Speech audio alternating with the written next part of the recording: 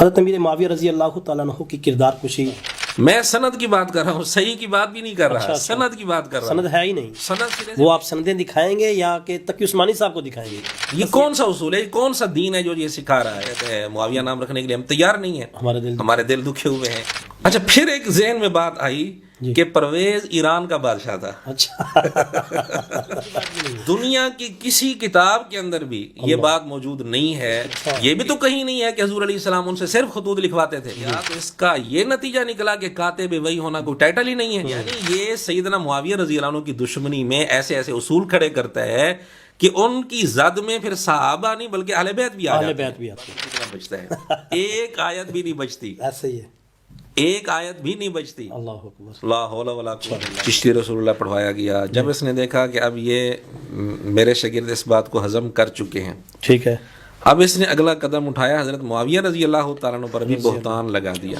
اب آپ جناب ابو طالب کے مسئلے پر بھی یہی کہو کہ جب بخاری مسلم کی حدیثیں موجود ہیں میں کیوں بیان نہ کروں. بسم اللہ الرحمن الرحیم. السلام علیکم ناظرین، میں ہوں آپ کا میزبان نعیم فاروقی اور آپ دیکھ رہے ہیں NF پوڈ کاسٹ. ناظرین، آج ایک مرتبہ پھر ہمارے مہمان بنی ہیں وہ عظیم شخصیت کہ جن کا تعارف ان کا نام نہیں ہے بلکہ ان کا کام ہے. وہ اپنے نام سے نہیں پہچانے جاتے، اپنے علم اور اپنی تحقیق سے پہچانے جاتے ہیں. اتنے تعارف پر یقیناً آپ پہچان چکے ہوں گے کہ آج ہمارے ساتھ موجود ہیں حضرت مولانا محمد عمران صاحب. آئیے آپ سے ان کی ملاقات کرواتے ہیں. السلام علیکم. وعلیکم السلام ورحمۃ اللہ وبرکاتہ. حضرت، ایک تو بہت بہت آپ کا شکریہ کہ آپ سے جب درخواست کرتے ہیں آپ تشریف لے آتے ہیں. یہ آپ کی شفقت ہے، آپ کی محبت ہے جی، آپ کی شفقت ہے. اچھا حضرت، آج جو میں نے آپ سے جو سوال کرنے ہیں وہ تمام کے تمام حضرت امیر معاویہ رضی اللہ تعالیٰ عنہ کے حوالے سے ہیں. رضی اللہ. کیونکہ یہ رجب المرجب کا مہینہ ہے اور میرے ناظرین بھی جانتے ہیں کہ 22 رجب المرجب حضرت امیر معاویہ رضی اللہ تعالیٰ عنہ کا یوم وفات ہے. حضرت امیر معاویہ رضی اللہ تعالیٰ عنہ کی کردار کشی بڑی ڈٹائی کے ساتھ کی جاتی ہے. مختلف قسم کے ان کے اوپر الزامات لگائے جاتے ہیں اور بدقسمتی سے یہ وہ مظلوم صحابی ہیں کہ جن کا دفاع کرنے والے بہت کم لوگ ہیں. مختلف قسم کے الزامات ہیں. پہلا یہ کہ یہ ایک بدنام زمانہ شخص ہے، اس کو حضرت امیر معاویہ رضی اللہ تعالیٰ عنہ کا نام پسند نہیں ہے. تو اس کی کیا وجہ ہو سکتی ہے؟ بسم اللہ الرحمن الرحیم، نحمدہ ونصلی علی رسولہ الکریم، اما بعد. دیکھیں نعیم بھائی، میں شروع میں مختصر کوئی اصولی بات عرض کرتا ہوں، پھر انشاءاللہ سوالوں کے جواب کی طرف ہم آئیں گے. جی بسم اللہ. اصولی بات یہ ہے کہ سیدنا معاویہ رضی اللہ تعالیٰ عنہ صحابی رسول ہیں. بالکل، یہ تو مرزا جیل میں بھی تسلیم کرتا ہے. بالکل ایسے. اور صحابہ رضی اللہ تعالیٰ عنہ کا کیا مقام ہے، قرآن کریم کی سینکڑوں آیات میں صحابہ رضی اللہ تعالیٰ عنہ کے فضائل اور مناقب مختلف انداز سے بیان کیے گئے ہیں. بلا شبہ. میں صرف مختصراً 2 حدیثیں عرض کرتا ہوں. صحیح بخاری کے اندر کئی جگہ یہ حدیث ہے، آقا علیہ الصلوۃ والسلام نے ارشاد فرمایا، خیر الناس قرنی ثم الذین یلونہم ثم الذین یلونہم. لوگوں میں سب سے بہتر طبقہ میرا قرن ہے، یعنی صحابہ اکرام رضی اللہ تعالیٰ عنہ. رضی اللہ تعالیٰ. نبی پاک صلی اللہ علیہ وآلہ وسلم نے صحیح احادیث میں صحابہ رضی اللہ تعالیٰ عنہم کو اس امت کا بہترین طبقہ قرار دیا. بالکل ایسے. اور اسی طرح مشکات، یہ جو مرزے کے سامنے ٹیبل پر رکھی ہوتی ہے، اس کے اندر حدیث نمبر ہے 6012 6012. یہ 2812 کی رٹ لگاتے ہیں، ذرا 6012 مشکات کے اندر بھی دیکھیں. صحیح حدیث ہے. نبی اکرم صلی اللہ علیہ وآلہ وسلم نے ارشاد فرمایا، اکرموا اصحابی فإنہم خیارکم. میرے صحابہ کی عزت کرنا، میرے صحابہ کا اکرام کرنا، کیونکہ وہ تم میں سب سے بہترین لوگ ہیں.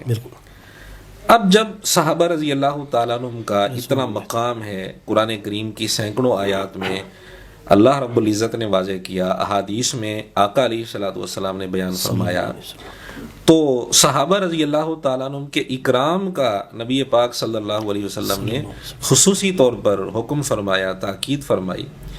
تو اکرام کا تقاضا کیا ہے کہ بغیر ثبوت کے جھوٹے الزامات صحابہ رضی اللہ تعالیٰ عنہ پر لگائے جائیں. بالکل نہیں. ایک اور بات مجھے یاد آ گئی، مرزا کہتے ہیں کہ جی جب تک مضبوط ثبوت نہ ہو کسی عام کلمہ گو مومن پر بھی الزام لگانا درست نہیں. بالکل ایسے ہی. مجھے بڑا دکھ ہوتا ہے، ایک طرف مرزا اتنا تقوی دکھا رہا ہوتا ہے، دوسری طرف صحابہ کرام رضی اللہ تعالیٰ عنہ پر بغیر کسی ثبوت کے کبھی سرے سے حدیث صحیح نہیں ہوتی، ضعیف ہوتی ہے، اور کبھی جھوٹ بول کر آقا علیہ الصلوۃ والسلام کی اس مقدس جماعت جو نبی پاک صلی اللہ علیہ وسلم کے تربیت یافتہ صحابہ کرام رضی اللہ تعالیٰ عنہ پر الزامات لگا رہا ہوتا ہے. یہ منافقت نہیں ہے تو اور کیا ہے؟ ایک طرف یہ اصول کھڑے کرنا اور دوسری طرف بے بنیاد الزامات صحابہ رضی اللہ تعالیٰ عنہ پر لگانا، یقیناً یہ منافقت ہے. ہم کہتے ہیں ٹھیک ہے آپ بات کریں، لیکن نمبر ایک آپ منافقت نہ کریں، بالکل صحیح، اور نمبر دو آپ اپنے اصول پر قائم رہیں، جو اصول آپ نے بنا دیے انہی اصولوں پر آپ بات کریں. بالکل ٹھیک ہے. یعنی کسی کے لیے کوئی اصول، کسی کے لیے کوئی اصول. ایک عام کلمہ گو مومن کا جو حق ہے، کیا نعوذ باللہ صحابہ کرام رضی اللہ تعالیٰ عنہ کا اتنا حق بھی نہیں ہے؟ ان کا تو بڑھ کر ہے، ان کا بڑھ کر ہے، یقیناً بڑھ کر ہے. پوری امت میں سب سے بڑھ کر حق صحابہ و اہل بیت رضی اللہ تعالیٰ عنہ کا ہے. اب آتے ہیں آپ کے سوالات کی طرف. جی. آپ نے سوال پہلا کیا کہ مرزا جہلمی اس نے سیدنا معاویہ رضی اللہ تعالیٰ عنہ کے نام پر کچھ بات کی ہے. جی. ایک دفعہ یہ بات سیدنا معاویہ رضی اللہ تعالیٰ عنہ کے نام کا تذکرہ کرتے ہوئے کہتے ہیں کہ یہ نام ہم رکھنے کو تیار نہیں ہیں، صحیح، کیونکہ ہمارے دل دکھے ہوئے ہیں، اس لیے ہم تو معاویہ نام رکھنے کے لیے تیار نہیں ہیں. ٹھیک ہے، اب دیکھیں دل کیوں دکھے ہوئے ہیں اس کے. جی اس نے بتایا کہ سیدنا معاویہ رضی اللہ تعالیٰ عنہ کا چونکہ سیدنا علی رضی اللہ تعالیٰ عنہ کے ساتھ اختلاف ہوا اور جنگ بھی ہوئی، لڑائی بھی ہوئی، اور اس طرح کے معاملات ہوئے، حالانکہ بعد میں صلح بھی ہو گئی، لیکن یہ اس طرف نہیں جاتا. کہیں دل اسی وجہ سے نہیں دکھے ہوئے کہ حضرت حسن حضرت حسین ہاں یہ ہو سکتا ہے کہ صلح کیوں ہو گئی. جیسے خوارج کے دل دکھے تھے، بالکل ایسے اس وقت بھی ایسے لوگ موجود تھے بالکل ایسے جنہوں نے سیدنا حسن رضی اللہ تعالیٰ عنہ سے کہا تھا یا مذل المومنین، مسلح کھینچ لیا، اے مومنین کو ذلیل کرنے والے، اس طرح کے الفاظ کہے تھے. تو اس وقت بھی کئی لوگ اس طرح کے تھے کہ یہ صلح کیوں ہو رہی ہے. اب یہ بھی جب صلح کی بات آتی ہے کہ جی صلح حسن کی شرائط دیکھو، اب شرائط اس نے لکھی ہیں پیپر 5B میں، لیکن اب تک علماء اسے مطالبہ کرتے چلے آ رہے ہیں کہ ان 5 شرطوں کی جو آپ نے لکھی ہیں کوئی سند تو دکھا دو. صحیح، اب تک سند دکھانے کے لیے تیار نہیں ہے. یہ بھاگا ہوا ہے، سند بھی دکھانے کے لیے تیار نہیں ہے. بالکل صحیح. تو جب یہاں بات آتی ہے کہتے ہیں جی سندوں میں پڑھنے کی ضرورت ہی نہیں، حالانکہ جس صفحے پر اس نے صلح حسن کی شرائط لکھی ہوئی ہیں اسی صفحے کے اوپر ہیڈر پر اس نے واضح طور پر لکھا ہے کہ جی تاریخی اور ضعیف اور جھوٹی روایات سے کہ فتنے سے بچنے والوں کے لیے ہے. یہ اچھا اوپر یہ لکھ رہا ہے، ہر صفحے کے اوپر یہی بات لکھی ہے. یہ انشاءاللہ یہ تصویر ہم اپنے ناظرین کو ساتھ، تاریخی روایات، جھوٹی روایات اور ضعیف روایات کے فتنے سے بچنے والوں کے لیے یہ پیپر ہے. یہ پیپر، اور حالت یہ ہے کہ اس میں صلح حسن کی جو 5 شرطیں لکھی ہیں اب تک یہ اس کی سند پیش نہیں کر سکا. اچھا میں سند کی بات کر رہا ہوں، صحیح کی بات بھی نہیں کر رہا، سند کی بات کر رہا ہوں. سند ہے ہی نہیں، سند سرے سے پیش ہی نہیں کر سکا ان 5 شرطوں کی. کتابوں کے اس نے حوالے دے دیے کہ یہ کتابیں ہیں. میں نے تو یہاں تک بھی کہا تھا کہ یہ جو 5 شرطیں لکھی ہوئی ہیں بغیر سند کے، یہ 5 شرطیں ان کتابوں میں جن کا نام اس نے لکھا ہوا وہاں ان کتابوں میں دکھا دے. اچھا مرزا صاحب، آپ یہ مولانا کے جو آپ کے اوپر ہے سوال ہے وہ آپ سندیں دکھائیں گے یا کہ تقی عثمانی صاحب کو دکھائیں گے؟ بس یہ بتا دیں. تو دیکھیں سیدنا معاویہ رضی اللہ عنہ کی بات بھی کہتا ہے جی ہم تو معاویہ نام رکھنے کے لیے تیار نہیں. تو میں نے پھر اس کی منافقت پکڑی. صحیح. ایک جگہ اس سے سوال ہوا کہ جی پرویز نے نبی پاک صلی اللہ علیہ وسلم کی شان میں گستاخی کی تھی، کافر تھا، تو کیا پرویز نام رکھنا درست ہے؟ کہتے ٹھیک ہے گستاخی اس نے کی تھی لیکن نام رکھنے میں تو کوئی حرج کوئی نہیں، حرج نہیں. نام تو رکھا جا سکتا ہے جب تک کفریہ شرکیہ معنی نہ ہو کسی نام میں، نام تو رکھا جا سکتا ہے. صحیح. لیکن دوسری طرف یہ بیان کہ ہم معاویہ نام رکھنے کے لیے تیار نہیں، ہمارے دل دکھے ہوئے ہیں، یہ کیا چیز، کیا ہے یہ کون سا اصول ہے، یہ کون سا دین ہے جو یہ سکھا رہا ہے؟ اگر یہ کہتے ہیں کہ جی چونکہ ان کی سیدنا علی رضی اللہ تعالیٰ عنہ کے ساتھ جنگ ہوئی تھی، حالانکہ بعد میں صلح بھی ہو گئی، سیدنا حسن رضی اللہ تعالیٰ عنہ نے اس کی تکمیل کر دی صلح کی، اس کے باوجود کہتے ہیں اگر کہ چونکہ جنگ ہوئی تھی اس لیے ہمارے دل دکھے ہوئے ہیں، تو پرویز نے جو گستاخی کی تھی خط پڑا تھا وہ بڑا جرم تھا یا یہ بڑا جرم ہے؟ ادھر سے اس کا دل نہیں، وہاں اس کا دل نہیں دکھا، وہاں چلا جاتا ہے، اصول یہ بنا لیتے ہیں کہ جی ٹھیک ہے اس نے گستاخی کی تھی لیکن معنی اس کا چونکہ کفریہ شرکیہ نہیں ہے اس لیے نام رکھنا درست ہے. لیکن معاویہ نام کا جب معاویہ نام کی بات آتی ہے تو کہتے ہیں معاویہ نام رکھنے کے لیے ہم تیار نہیں ہیں، ہمارے دل دکھے ہوئے ہیں. یہ منافقت ہے. بالکل ایسے. اس لیے یا تو یہ اپنے اس مسئلے سے رجوع کرے کہ پرویز نام بھی نہ رکھو، ٹھیک ہو گیا، یا اس کا پھر مطلب یہ ہوگا کہ نبی پاک صلی اللہ علیہ وسلم کی گستاخی پر اس کا دل نہیں دکھا اور ادھر اس کا دل دکھا ہوا ہے جہاں صلح بھی ہو گئی تھی. صحیح، بالکل صحیح. اچھا پھر ایک ذہن میں بات آئی کہ پرویز ایران کا بادشاہ تھا. اچھا صحیح. کیا پتا یہی مسئلہ ہو کہ چونکہ وہ ایران سے اس کا تعلق تھا اس لیے وہاں اس کا دل نہیں دکھا، باوجود اس کے کہ اس نے آقا علیہ الصلوۃ والسلام کی شان میں گستاخی کی، اور یہاں دل دکھا ہوا ہے. آپ کا گولڈن جملہ نا روحانی ابے. جی جی. اچھا دوسرا سوال یہ ہے کہ حضرت امیر معاویہ رضی اللہ تعالیٰ عنہ اسلام کیسے لے کر آئے؟ کیا اس حوالے سے بھی مرزا صاحب نے کوئی بات کی؟ جی بالکل، اس حوالے سے اس نے بڑی خطرناک بات کی ہے. اچھا. اور اپنے قرآن کے درس کے دوران، اللہ، یعنی قرآن کلاس کے نام سے اس کی ویڈیوز ہیں اور اس کا دعویٰ ہے کہ ایسی تفسیر کسی نے ریکارڈ کروائی نہیں آج تک. یعنی اتنی ذمہ داری کے ساتھ یہ دعویٰ کر رہا ہے، اور اسی قرآن کلاس میں اس نے بڑی خطرناک بات کی، اور کئی جگہ اس نے یہ بات کی ہے، کئی ویڈیوز میں. اس نے کہا کہ جب مکہ فتح ہوا نبی اکرم صلی اللہ علیہ وآلہ وسلم نے اعلان کیا، اور یہ اللہ تعالیٰ کی طرف سے اعلان ہوا، آقا علیہ الصلوۃ والسلام نے اعلان کیا کہ تمہیں 4 مہینے کا وقت ہے، 4 مہینے کے اندر یا تو تم اسلام قبول کر لو، اچھا، یا پھر یہ علاقہ چھوڑ کر چلے جاؤ. صحیح. اور اگر اسلام بھی قبول نہیں کرو گے، علاقہ بھی چھوڑ کر نہیں جاؤ گے، تو پھر تمہیں قتل کر دیا جائے گا. اچھا. یہ اس نے بات کی. ٹھیک. یہ بات کر کے پھر کہتے ہیں کہ پھر اکثر لوگ مسلمان ہو گئے، حضرت معاویہ رضی اللہ عنہ بھی مسلمان ہو گئے، ابو سفیان رضی اللہ عنہ بھی مسلمان ہو گئے. اب پچھلی بات کر کے پھر سیدنا معاویہ رضی اللہ عنہ کا نام خصوصی طور پر لینا، اس میں وہ اپنے شاگردوں کے ذہن میں یہ بات ڈالنا چاہتا ہے کہ چونکہ اعلان ہو گیا تھا کہ اسلام بھی نہیں لاؤ گے، علاقہ بھی نہیں چھوڑو گے تو قتل کر دیے جاؤ گے، تو حضرت معاویہ رضی اللہ تعالیٰ عنہ مسلمان ہو گئے. یعنی دبے لفظوں میں یہ اپنے ابوں والی بات کر رہا ہے کہ ڈر کر مسلمان ہوئے، جبکہ یہ سراسر جھوٹ ہے. اچھا. اس کا کتابی دنیا کے ساتھ کوئی تعلق ہی نہیں ہے، کوئی ضعیف روایت بھی نہیں ہے، دنیا کی کسی کتاب کے اندر بھی یہ بات موجود نہیں ہے کہ نبی پاک صلی اللہ علیہ وآلہ وسلم نے فتح مکہ کے موقع پر یہ اعلان کیا ہو. اللہ، کسی بھی کتاب. ہاں کسی فلم کے اندر اس نے دیکھا وہ الگ بات ہے، کیونکہ فلموں کے حوالے یہ دیتا رہتا ہے، وہ الگ بات ہے، ہمیں اس سے کوئی غرض نہیں. کتابی دنیا کے اندر اس کا کوئی ثبوت نہیں ہے. صحیح. اب یہ اللہ تعالیٰ پر بھی اس نے جھوٹ بول دیا کہ اللہ کی طرف سے یہ اعلان کرایا گیا، آقا علیہ الصلوۃ والسلام پر بھی جھوٹ ہو گیا. یہ کیوں جھوٹ بولا اتنا بڑا؟ صرف سیدنا معاویہ رضی اللہ عنہ کے بغض میں، ان کے متعلق ایک منفی ذہن پیدا کرنے کے لیے اس نے اتنا بڑا جھوٹ بولا ہے. سراسر جھوٹ ہے یہ.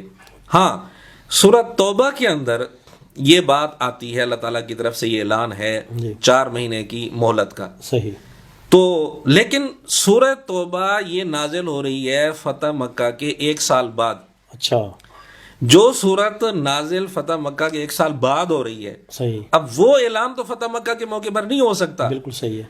اگر مرزا یہ کہے کہ جی وہ جو آیات ہیں سورۃ توبہ والی وہی اعلان حضور علیہ السلام نے فتح مکہ کے موقع پر کیا تھا، تو سورت کے نازل ہونے سے 1 سال پہلے تو وہ اعلان نہیں ہو سکتا. بالکل صحیح ہے. یہ اعلان ہوا تھا 9 ہجری میں سورۃ توبہ نازل ہوئی. صحیح. اگر مرزا یا اس کے شاگردوں کو یقین نہیں ہے، ہم پر یقین نہیں ہماری بات پر، تفہیم القرآن میں دیکھ لیں. صحیح.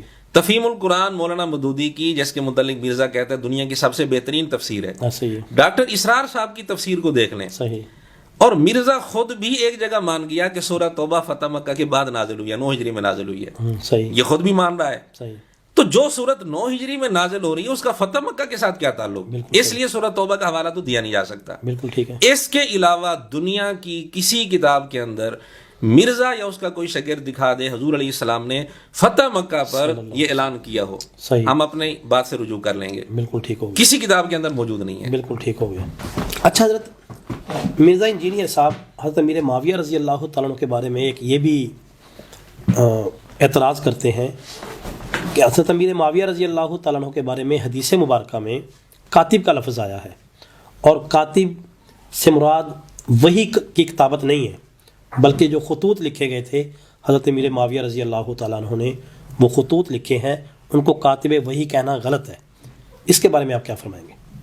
یہاں بھی مرزا نے بہت بڑی منافقت کی ہے۔ اچھا، آپ حیران ہوں گے کہ سیدنا معاویہ رضی اللہ عنہ کے متعلق تو اس نے یہ بات کر دی کہ جی حدیث میں کاتب کا لفظ ہے، کاتب وحی کا لفظ نہیں ہے۔ صحیح، پھر اس نے ساتھ ہی ایک جملہ بول دیا کہ وہ حضور علیہ الصلوۃ والسلام خطوط بھی تو لکھوایا کرتے تھے نا۔ تو یعنی اس کے کہنے کا مقصد یہ ہے کہ قرآن کریم کی کوئی آیت حضور علیہ السلام نے نہیں لکھوائی ان سے، وہ خطوط لکھوایا کرتے تھے۔ صحیح، کیا یہ بات کہیں موجود ہے کتب حدیث میں یا کسی کتاب میں مستند سند کے ساتھ، صحیح سند کے ساتھ کوئی موجود ہے کہ حضور علیہ السلام نے قرآن کی کوئی آیت نہیں لکھوائی صحیح، بلکہ خطوط ہی لکھوائے؟ نہیں، کہیں بھی موجود نہیں۔ بالکل صحیح، جب کاتب کا لفظ آ گیا تو کاتب کا معنی حضور علیہ السلام ان سے لکھواتے تھے۔ صحیح ہے، حضور علیہ السلام ان سے لکھواتے تھے، کیا لکھواتے تھے کہ آپ کے کان میں کسی نے وحی تو نہیں کر دی، بالکل ٹھیک ہے، کوئی آپ کو خواب آیا کہ کیا لکھواتے تھے؟ صحیح، جب ایک عمومی لفظ آ گیا، اگر وحی کا لفظ نہ بھی ہوتا، جی اگرچہ دلائل النبوہ میں ہے جی، لیکن نہ بھی ہوتا تو بھی جب کاتب کا لفظ آ گیا تو اس کے اندر عموم ہے، تعین تو نہیں کی گئی۔ بالکل ایسے، یہ بھی تو کہیں نہیں ہے کہ حضور علیہ السلام ان سے صرف خطوط لکھواتے تھے جی اور قرآن کریم کی کوئی آیت نہیں لکھوائی، یہ بھی تو نہیں ہے نا کہیں۔ بالکل آپ اپنی طرف سے نتیجہ نکال رہے ہیں۔ ایسے ہی، پھر اگلی بات، اگر خطوط ہی لکھوائے بالفرض یہ مان لیں تو کیا خطوط حضور علیہ الصلوۃ والسلام نے اپنی زبان مبارک سے جو الفاظ نکالے، بولے، آپ نے جو ارشاد فرمائے جملے، کیا وہ وہی نہیں ہے؟ جی بالکل، یعنی مرزا قرآن کو وہی مانتا ہے، کیا احادیث مبارکہ کو وہی ماننے کے لیے تیار نہیں ہے؟ بالکل صحیح ہے، تو یہ بھی اس کی منافقت ہے۔ ایسے ہی ہے، پھر اس سے حیران کن بات، جی مرزے نے ایک مرتد کا ذکر کیا، ایک آدمی مسلمان ہوا، حضور علیہ الصلوۃ والسلام کا وہ کاتب تھا، اور اس نے سورہ بقرہ اور سورہ آل عمران وہ بھی پڑھی ہوئی تھی۔ اچھا، اب یہاں مرزے نے الفاظ بولے کہ اس نے سورہ بقرہ اور آل عمران حضور علیہ الصلوۃ والسلام سے پڑھی ہوئی تھی۔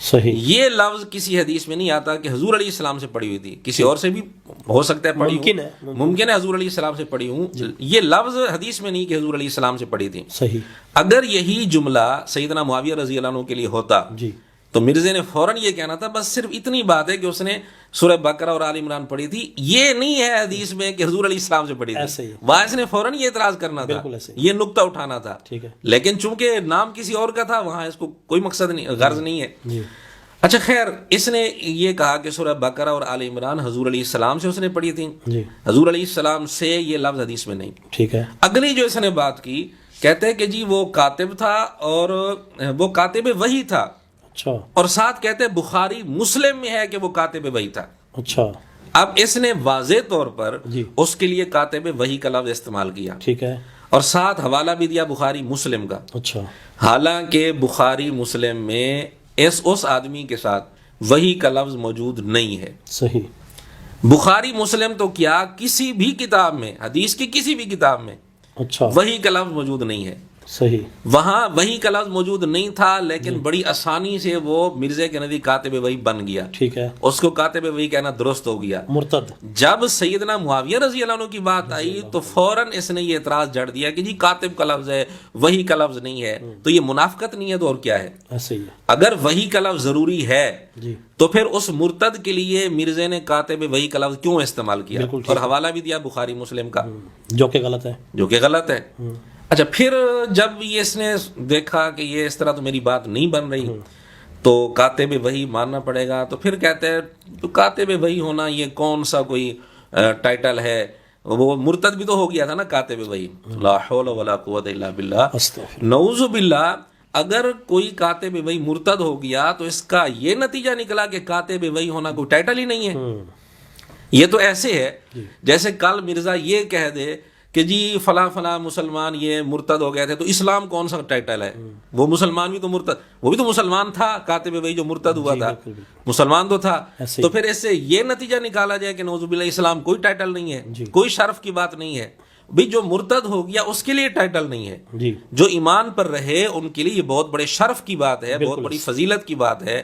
اس سے بھی حیران کن بات مرزا کہتے ہیں اپنے استاد اسحاق فیصل آبادی صاحب کے بارے میں کہ ان کے جنازے میں مجھے شرکت کا موقع ملا، یہ میرے لیے بڑے شرف کی بات ہے. اچھا، یعنی تجھے اپنے استاد کے جنازے میں موقع مل جائے شرکت کا، یہ شرف تیرے لیے شرف کی بات ہے.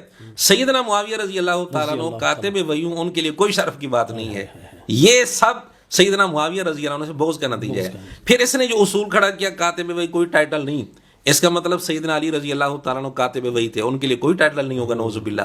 یعنی یہ سیدنا معاویہ رضی اللہ عنہ کی دشمنی میں ایسے ایسے اصول کھڑے کرتا ہے کہ ان کی زد میں پھر صحابہ نہیں بلکہ اہل بیت بھی آ جاتے ہیں. اللہ، یہ ہے اس کی منافقت. اچھا حضرت، ابھی آپ نے حضرت امیر معاویہ رضی اللہ تعالیٰ عنہ کے بارے میں کاتب وحی کا بتایا کہ مرزا کہتا ہے کہ حضرت امیر معاویہ رضی اللہ تعالیٰ عنہ کے بارے میں کاتب وحی کا لفظ نہیں ہے. اس کا ایک اور بھی کہنا ہے کہ حضرت امیر معاویہ رضی اللہ تعالیٰ عنہ جب مسلمان ہوئے تو اس وقت 99.9% قرآن پاک نازل ہو چکا تھا، تو کاتب وحی کہاں سے ہو گئے بھائی؟ بالکل یہ بات اس نے کی ہے، اور یہ بھی سیدنا معاویہ رضی اللہ تعالیٰ عنہ کے بغض میں اس نے اتنا بڑا جھوٹ بولا ہے. قرآن کریم پر، اللہ تعالیٰ پر، نبی پاک صلی اللہ علیہ وآلہ وسلم. اللہ اکبر. بغض انسان کو کہاں تک لے جاتا ہے. اب اس نے بیان دیا جی فتح مکہ کے موقع پر جی قرآن کریم کا 99.99 جی حصہ نازل ہو چکا تھا. اب اس بے وقوف سے کوئی پوچھے کہ قرآن کریم سے 99.99 یہ نکال دیں باقی کتنا بچتا ہے؟ ایک آیت بھی نہیں بچتی. ایسے ہی ہے، ایک آیت بھی نہیں بچتی. اللہ اکبر. لا حول ولا قوت الا باللہ. یعنی اس کا مطلب یہ ہوا اگر مرزے کی یہ بات سچی مان لی جائے نعوذ باللہ تو اس کا مطلب ہوگا فتح مکہ کے بعد ایک آیت بھی نازل نہیں ہوئی. اللہ اکبر. کیونکہ ایک آیت بھی پوری نہیں بچتی. جی، یعنی آدھی آیت نازل ہوئی فتح مکہ کے بعد اتنے عرصے میں. 8 ہجری میں رمضان میں مکہ فتح ہوا ہے، تو پھر آگے 9 ہجری تک، پھر آگے 10 ہجری تک، یعنی 2 سال سے زیادہ کا عرصہ بنتا ہے تقریباً. جی بالکل. اس عرصے میں کوئی آیت بھی نازل نہیں ہوئی نعوذ باللہ. اور میں نے آپ کے سامنے عرض کیا سورہ توبہ پوری کی پوری فتح مکہ کے بعد نازل ہوئی ہے. اللہ اکبر. اس میں 100 سے زیادہ آیات ہیں. اللہ اکبر. اور بھی کئی ساری آیات سورہ آل عمران کی، دیگر صورتوں کی فتح مکہ کے بعد نازل ہوئی ہیں. اذا جاء نصر اللہ والفتح، فتح مکہ کے بعد نازل ہوئی ہیں. اب یہ آپ کسی اور تفسیر پر ان کو یقین نہیں ہے تو مولانا مودودی کی تفسیر تفہیم القرآن کی تو یہ بڑی تعریف کرتا ہے نا، اس میں جا کر دیکھ لے. ڈاکٹر اسرار صاحب کی اس میں تفسیر میں جا کر دیکھ لے. اور اسی طرح خود مرزا بیان دے چکا ہے کہ سورہ توبہ 9 ہجری میں نازل ہوئی. جب 9 ہجری میں نازل ہوئی تو اس کا مطلب سورہ توبہ فتح مکہ کے بعد نازل ہوئی. پوری سورت جب فتح مکہ کے بعد نازل ہو رہی ہے، پھر یہ کہنا سیدنا معاویہ رضی اللہ عنہ کے بغض میں آ کر کہ کہیں ان کو قرآن کریم کا کاتب نہ ماننا پڑ جائے، اچھا یہ بیان دینا کہ 99.99% قرآن نازل ہو چکا تھا، یہ بہت بڑا جھوٹ ہے. اس کا کوئی ثبوت نہیں ہے. دنیا کی کسی کتاب میں اس کا ثبوت نہیں. ہاں فلم میں اگر کسی فلم کے اندر یہ سین فلمایا گیا ہو تو الگ بات ہے. ٹھیک ہے. جی حضرت، بات ہو رہی ہے فتح مکہ کے اوپر اسلام لانے والوں کی. حضرت امیر معاویہ رضی اللہ تعالیٰ عنہ بھی فتح مکہ کے اوپر اسلام لائے. کیا حضرت عمر رضی اللہ تعالیٰ عنہ نے یہ ارشاد فرمایا تھا کہ فتح مکہ کے اوپر ایمان لانے والے جو مسلمان ہیں یا جو لوگ ہیں ان کی 3 نسلوں کو کوئی عہدہ نہیں دیا جائے گا؟ جی مرزا نے یہ بات کی ہے، اور یہ بھی اس نے سیدنا معاویہ رضی اللہ تعالیٰ عنہ کے بغض میں سیدنا فاروق اعظم رضی اللہ عنہ پر جھوٹ بولا ہے. اللہ اکبر. اچھا ویسے مرزا نے کئی دفعہ اپنی ویڈیوز میں یہ بات کی کہ جو کسی پر جھوٹا الزام لگاتا ہے اس کو 80 کوڑے لگانے چاہیے. ایسے ہی. اب ہر الزام پر اگر مرزا کو 80 کوڑے لگائے جائیں گے تو مرزا کا تو کچومر نکل جائے گا. ایسے ہی. فاروق اعظم رضی اللہ تعالیٰ عنہ پر یہ بہت بڑا بہتان لگایا ہے اس نے. اللہ اکبر. دنیا کی کسی کتاب میں، کتابی دنیا میں کہیں اس کا ثبوت نہیں. کسی فلم کے اندر اگر اس نے یہ بات دیکھی الگ بات ہے، ہمیں اسے کوئی غرض نہیں. کتابی دنیا میں اس کا کوئی ثبوت نہیں.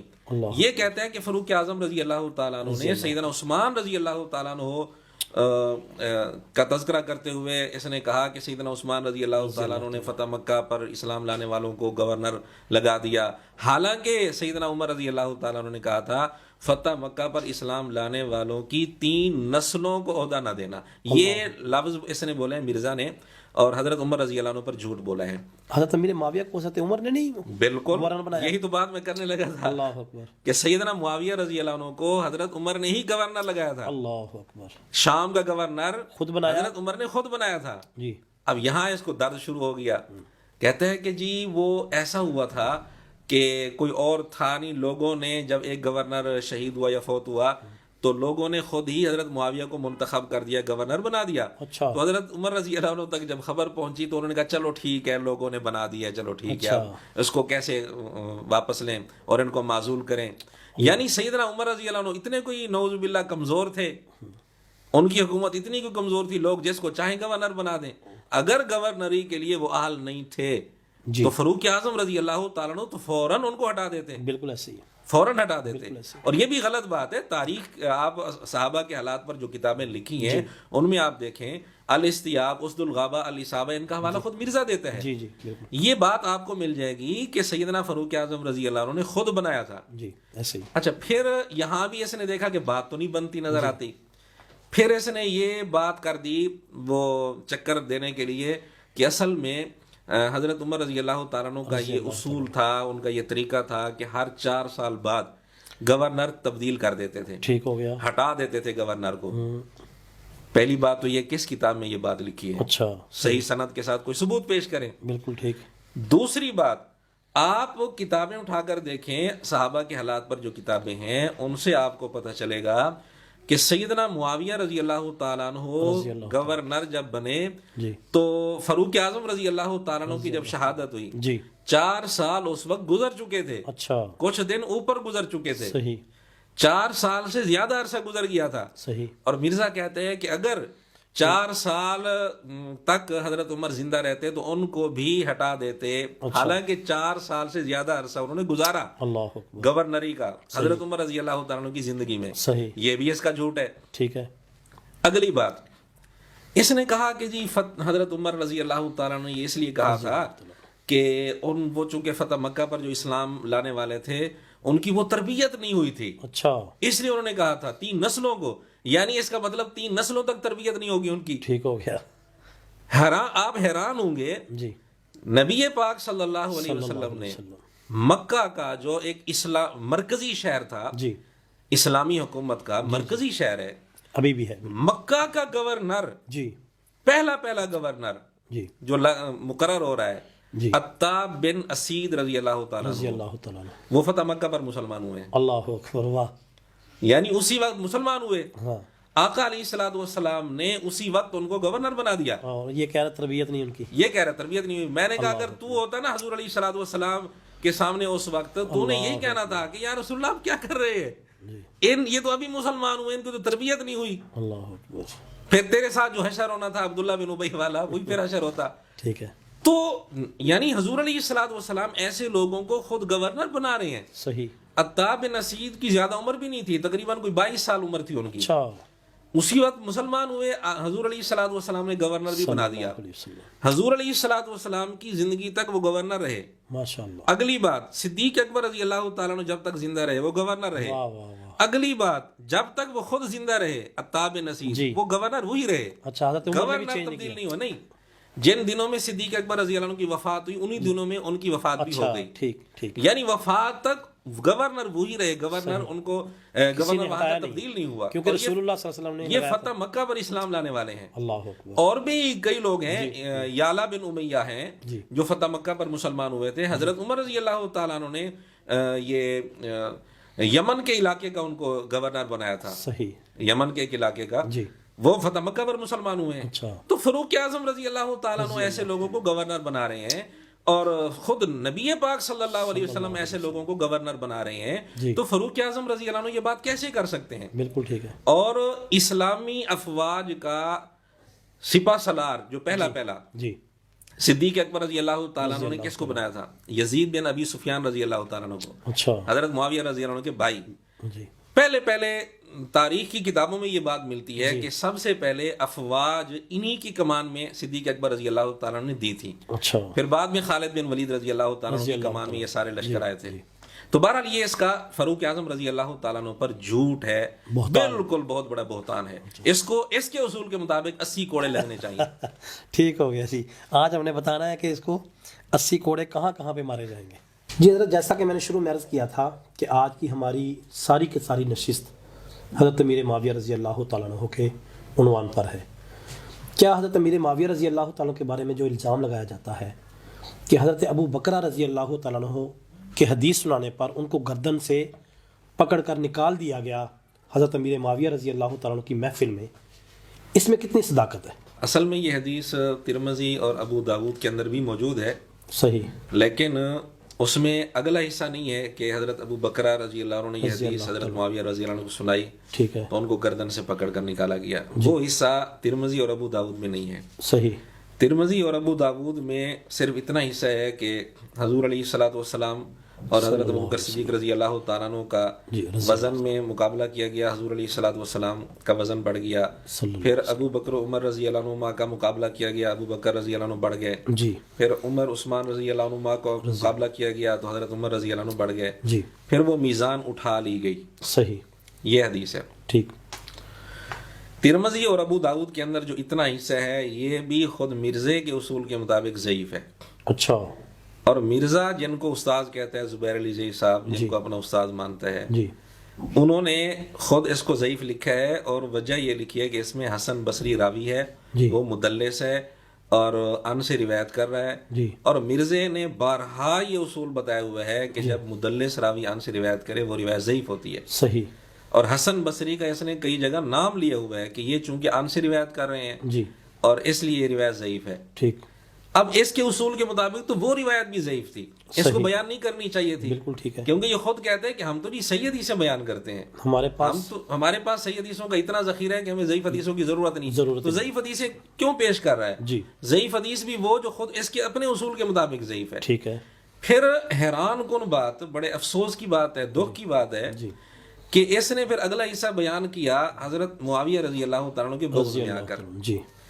کہ مسند احمد کے اندر اگلا حصہ ہے کہ جب یہ حدیث ابو بکرہ رضی اللہ عنہ نے حضرت معاویہ رضی اللہ عنہ کو سنائی تو ابو بکرہ رضی اللہ تعالیٰ عنہ کے بھائی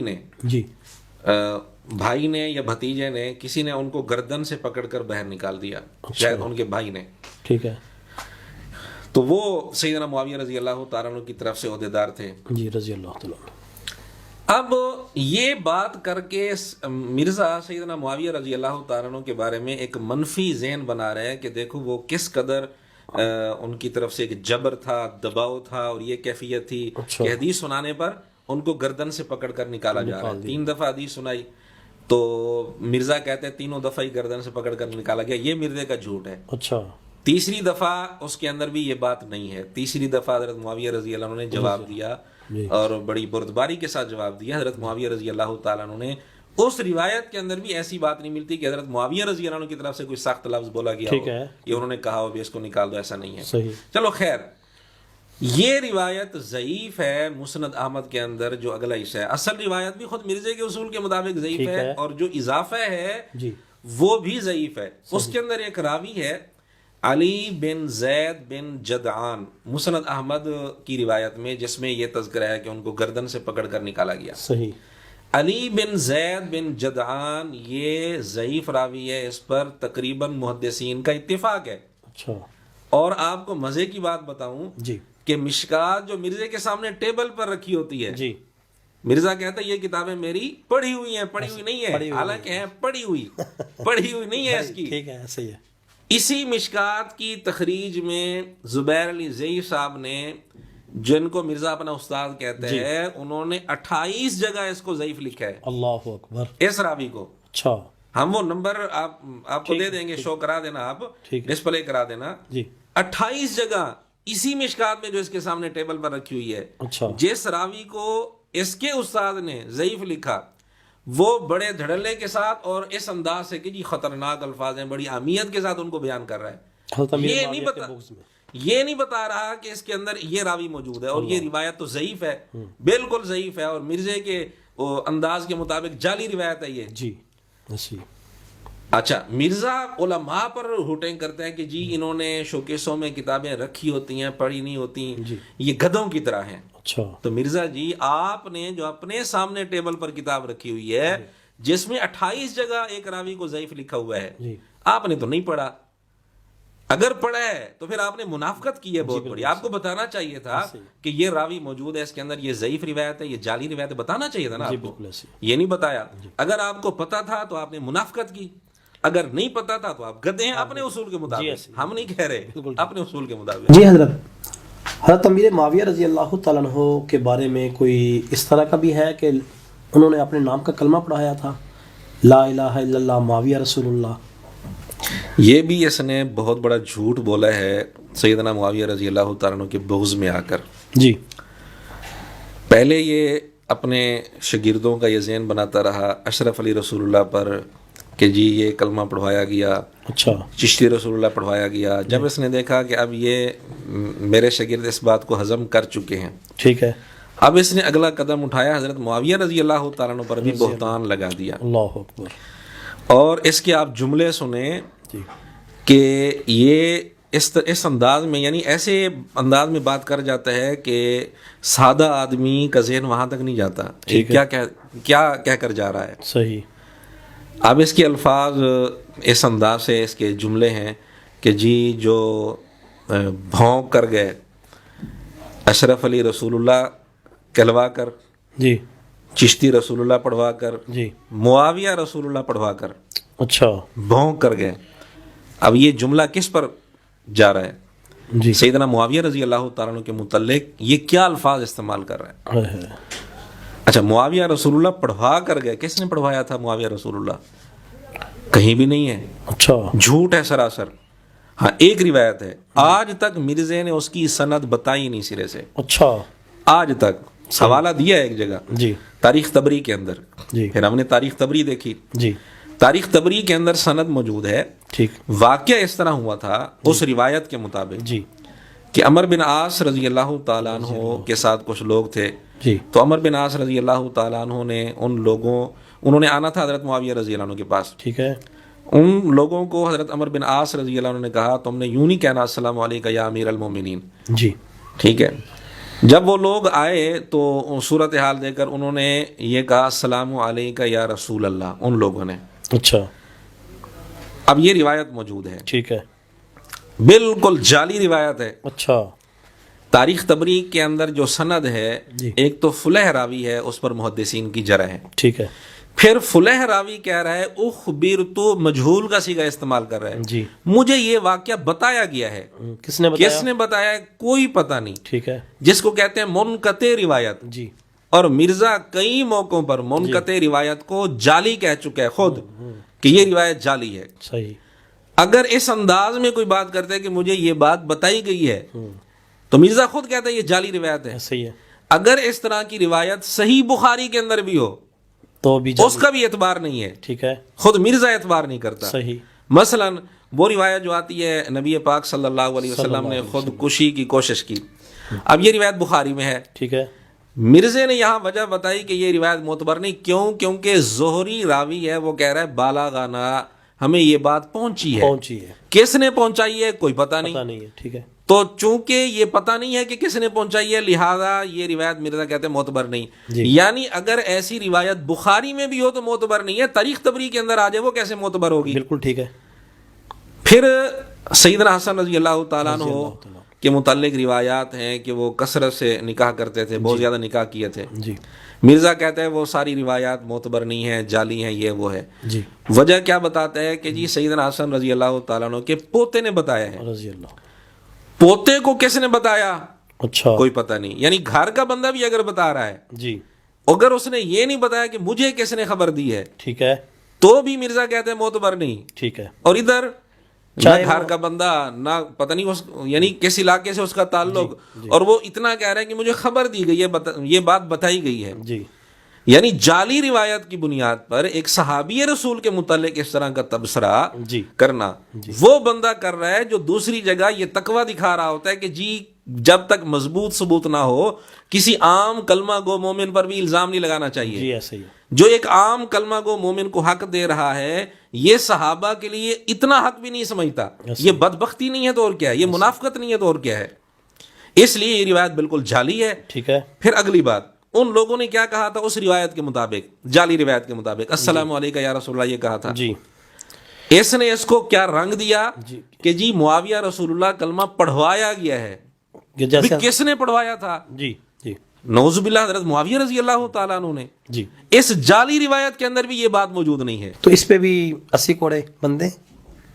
ہاں بالکل, یہ الزام ہے صحابی رسول پر. میں کہتا ہوں 80 کوڑوں والی جو اس نے بات کی ہے نا, یہ فتویٰ لگا کر خود پھنس گیا ہے. صحیح ہو گیا. اس کے ہر الزام پر 80 کوڑے اس کو لگیں, اس کا تو کچومر نکل جائے گا. بالکل ایسے ہی, بالکل ایسے ہی.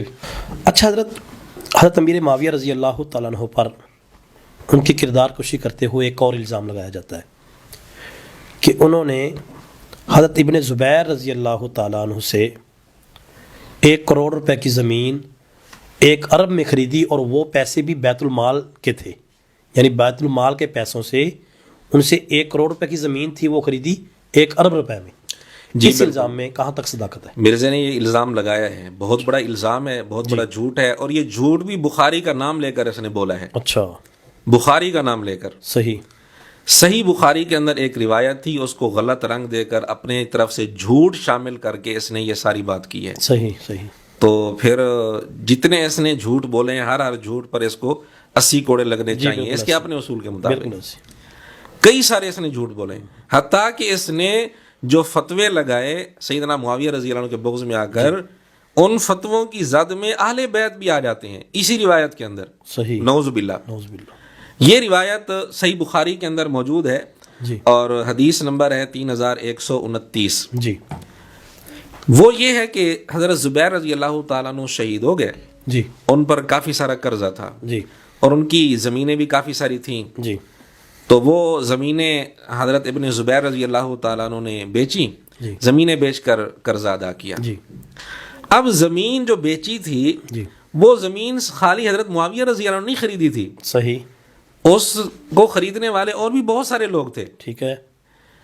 حضرت عبداللہ بن جعفر رضی اللہ تعالیٰ عنہ جو سیدنا علی رضی اللہ عنہ کے بھتیجے ہیں, جی. انہوں نے 4 لاکھ قرضہ لینا تھا حضرت زبیر رضی اللہ عنہ سے. ٹھیک ہے. تو 4 لاکھ کے بدلے انہوں نے وہ زمین لے لی. ٹھیک ہے. حضرت ابن زبیر رضی اللہ عنہ نے ان کو زمین دے دی. صحیح. یہ عبداللہ بن جعفر کون ہے؟ سیدنا علی رضی اللہ عنہ کے بھتیجے ہیں, اور مرزا خود کہہ چکا ہے کہ یہ سیدنا علی رضی اللہ تعالیٰ عنہ کے لاڈلے تھے اور تربیت یافتہ تھے, یوں سمجھو کہ بیٹوں کی طرح تھے. ٹھیک ہو گیا. حضرت علی کی تربیت میں آ گئے تھے. جی. یہ لاڈلے تھے.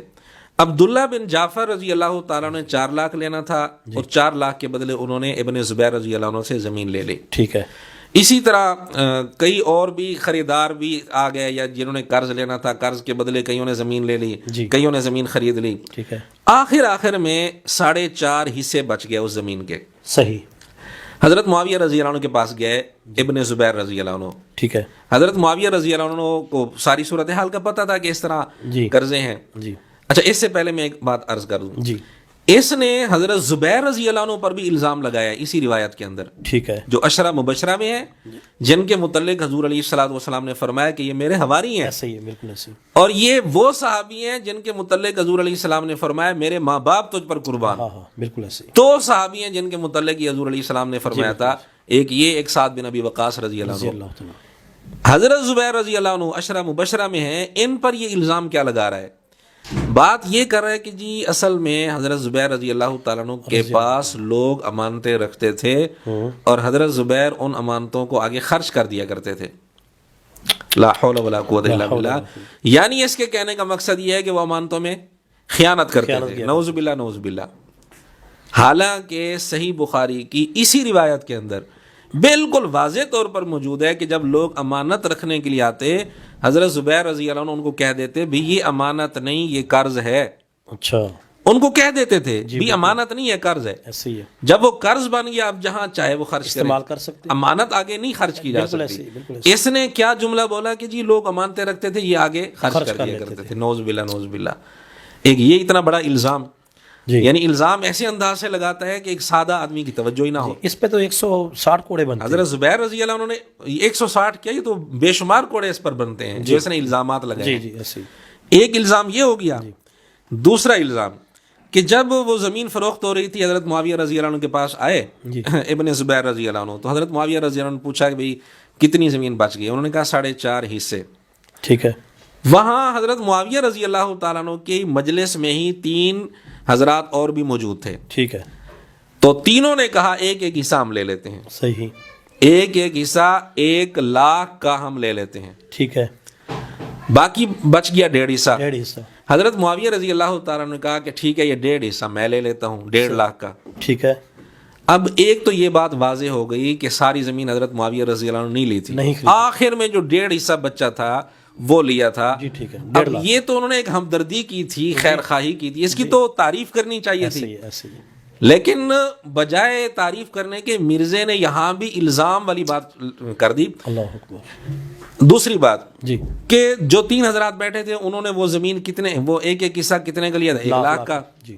جتنی قیمت انہوں نے دی اتنی ہی قیمت حضرت معاویہ رضی اللہ تعالیٰ نے دی. ٹھیک ہے. سوال یہ ہے کہ وہ 3 حضرات کوئی وقت کے بادشاہ تو نہیں تھے نا، جی ایسے ہی. جو جتنا مال وہ خرچ کر سکتے ہیں اپنی جیب سے اتنا مال اپنی جیب سے سیدنا معاویہ رضی اللہ عنہ خرچ نہیں کر سکتے. جی بالکل ٹھیک ہے. اس کا یہ کہنا کہ بیت المال سے وہ پیسے دیے تھے، پہلی بات تو یہ ہے کہ یہ کہاں لکھی ہوئی ہے بات، اس کا ثبوت دے. ٹھیک ہے. عقلی طور پر بھی یہ بات نہیں بنتی کہ یہ کہہ دیا جائے کہ چونکہ کیا قیمت زیادہ تھی وہ جیب سے نہیں دے سکتے تھے. بھی زیادہ کہاں تھی؟ کتنا بڑا الزام ہے، کتنا بڑا الزام ہے. حالانکہ اگر اتنا فرق ہوتا، مہنگی زمین خرید رہے ہوتے، جی جی، تو باقی جو 3 حضرات تھے کیا وہ اتنی زیادہ قیمت اپنے سر پر لے سکتے تھے؟ بالکل بھی نہیں. بالکل نہیں. اس کا مطلب یہ ہوا زمین کی جتنی قیمت تھی انہوں نے اتنی ہی دی. جی بالکل. جو ریٹ تھا انہوں نے اتنا ہی دیا. ہاں مارکیٹ کے مطابق جو مارکیٹ ریٹ تھا. اگر مارکیٹ ریٹ سے 100 گنا زیادہ قیمت حضرت معاویہ نے دی ہوتی تو پھر اس کا مطلب باقی جو 3 لوگ تھے انہوں نے بھی 100 گنا زیادہ قیمت دی تھی. کون 100 گنا زیادہ قیمت دیتا ہے؟ جب باقی اتنی قیمت دے رہے ہیں حضرت معاویہ بھی اتنی قیمت دے رہے ہیں. اب یہ کہنا کہ جی 1 کروڑ کی زمین 1 ارب کی لے لی حضرت معاویہ رضی اللہ عنہ نے، یہ بہت بڑا جھوٹ ہے. اگلی بات، اسی روایت کے اندر بخاری صحیح بخاری کی اس روایت کے اندر یہ بھی لکھا ہوا ہے کہ عبداللہ بن جعفر رضی اللہ عنہ نے قرضہ لینا تھا 4 لاکھ. جی. انہوں نے 4 لاکھ کے بدلے زمین لے لی. ٹھیک ہے. اسی روایت کے اندر ہے کہ انہوں نے یہ زمین حضرت معاویہ رضی اللہ عنہ کے بیچی 6 لاکھ کی. صحیح. 2 لاکھ نفع کے ساتھ. ٹھیک ہے. ان کو 2 لاکھ نفع ہوا. صحیح. اب مرزا کہہ رہا ہے بیت المال سے پیسے دیے. جی. اگر یہ بات مرزے کی صحیح ہے تو کیا اس بات کا علم عبداللہ بن جعفر رضی اللہ عنہ کو نہیں تھا؟ بالکل صحیح. اگر ان کو علم نہیں تھا تو 1400 سال کے بعد مرزے کو کیسے پتا چل گیا بیت المال سے پیسے دے رہے ہیں؟ بالکل صحیح. اور اگر ان کو علم تھا پھر وہ 6 لاکھ حضرت معاویہ رضی اللہ عنہ سے لے کر زمین دے رہے ہیں، ان کو علم بھی تھا کہ بیت المال سے دے رہے ہیں، تو پھر یہ فتویٰ کس پر لگتا ہے؟ صرف سیدنا معاویہ رضی اللہ عنہ پر نہیں لگتا. اس فتوے کی زد میں پھر عبداللہ بن جعفر رضی اللہ تعالیٰ عنہ بھی آتے ہیں. تو یہ الزام حضرت معاویہ رضی اللہ عنہ پر بھی لگ گیا، حضرت زبیر رضی اللہ عنہ پر بھی ہے، حضرت ابن زبیر رضی اللہ عنہ پر بھی ہے، حضرت عبداللہ بن جعفر رضی اللہ تعالیٰ عنہ پر بھی ہے. عبداللہ بن جعفر جو اہل بیت میں سے ہیں، سیدنا علی رضی اللہ تعالیٰ عنہ کے لاڈلے ہیں، تربیت یافتہ ہیں، جن کے متعلق یہ خود بات کرتا ہے اس طرح کی، ان پر بھی پھر یہ الزام لگے گا نعوذ باللہ کہ ان کو پتہ بھی تھا کہ بیت المال سے دے رہے ہیں تو پھر بھی انہوں نے سارا مال لے لیا. اور اگر ان کو پتہ نہیں تھا پھر 1400 سال بعد اس کو کیسے پتہ چل گیا؟ بالکل صحیح. اس لیے یہ سراسر الزام ہے. اور آپ حیران ہوں گے کہ بخاری کا نام لے کر اتنے بڑے بڑے الزامات لگا رہا ہے، جھوٹ بولے جا رہے ہیں. کہتے جی میں بخاری سے حدیثیں پیش کرتا ہوں، وہ بخاری سے حدیثیں اس طرح پیش کرتا ہے. اللہ اکبر. حضرت امیر معاویہ رضی اللہ تعالیٰ عنہ پر ایک اور الزام جو لگایا جاتا ہے کہ بخاری شریف میں ہے کہ حضرت امیر معاویہ نے حضرت عمر کی توہین کر دی. بالکل یہ مرزا الزام لگاتا ہے سیدنا معاویہ رضی اللہ تعالیٰ عنہ بخاری کا نام لے کر کہ حضرت معاویہ رضی اللہ تعالیٰ عنہ نے حضرت عمر رضی اللہ تعالیٰ عنہ کی توہین کر دی. یہ بھی اس کا الزام ہے. اچھا میں پھر آپ کو اس کا وہ اصول یاد دلاؤں گا. اس نے ایک طرف یہ اصول بنا رکھا ہے جب تک مضبوط ثبوت نہ ہو ایک عام کلمہ گو مومن پر بھی الزام نہیں لگانا چاہیے. نہیں لگانا چاہیے. اب ہم دیکھتے ہیں کہ اس کے پاس کیا مضبوط ثبوت ہے. جی.